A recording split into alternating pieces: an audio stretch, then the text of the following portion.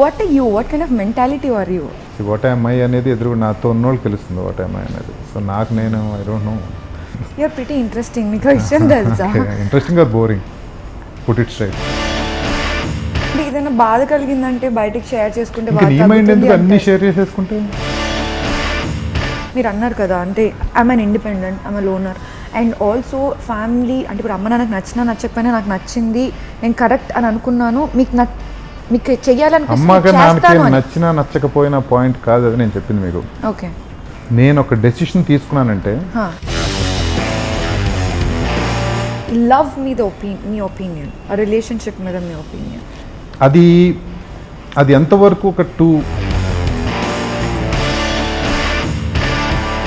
అంటే మీ గురించి యాక్చువల్లీ ఇంటర్వ్యూకి రాబోయే ముందు మోర్ దెన్ ఐ వాచ్ ఆ వేరే ఇంటర్వ్యూస్ కంటే నేను కపుల్ ఆఫ్ పీపుల్కి కాల్ చేస్తాను అనమాట.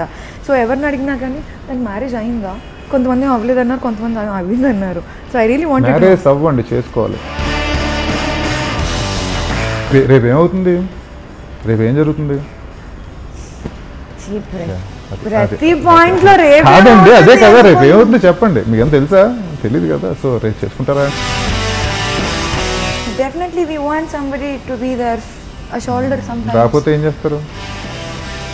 Love రాకపోతే ఏం చేస్తారు? పెళ్లి కాకపోతే లవ్ అవ్వ. ఎవరు రాకపోతే ఏం చేస్తారు? ఎవరు రాకుండా ఎలా ఉంటారు? Okay, very good. అంటే అలాని కాదు.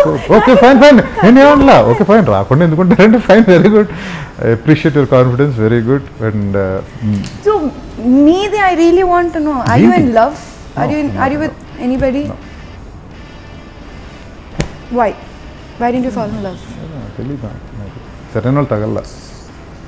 మీరు ఎక్స్పెక్ట్ చేసి ఆ మన్మధులు నాకు అలాంటి ఐ డోంట్ నో సమ్ మన్మధులు లాంటి మరి అమ్మాయిలు ఎవరైనా ఉన్నారా నాకు తెలియదు. అలాంటి వాళ్ళు ఎవరైనా తగలలేదు. కాలేజీలో ఉండేవారు ఒకళ్ళు ఇద్దరు అమ్మాయిలు, నో డౌట్. ఇద్దరు అమ్మాయిలు అంటే ఒకళ్ళ తర్వాత ఒకళ్ళు అండి. ఒకళ్ళు ఇంటర్మీడియట్లో ఒకళ్ళు, డిగ్రీలో ఒకళ్ళు. అందులో మేబీ ఇంటర్మీడియట్లో ఉన్న అమ్మాయి మీద నాకు క్రష్ ఉన్న అమ్మాయి కొంచెం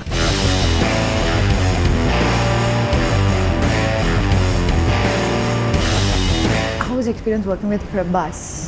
కూర్చున్నప్పుడల్లా ఒక కొత్త ఫిలాసఫీతో వస్తూ ఉంటాడు, మంచి మంచి ఫిలాసఫీస్. బాగా చదువుతాడు, బాగా ఇంటర్ప్రిట్ చేస్తాడు.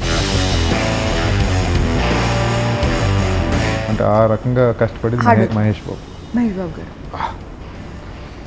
ఏదన్నా ఫైట్ జరిగితే ఏదన్నా ఇలా కోసుకుని ఇక్కడ రక్తం వస్తుందంటే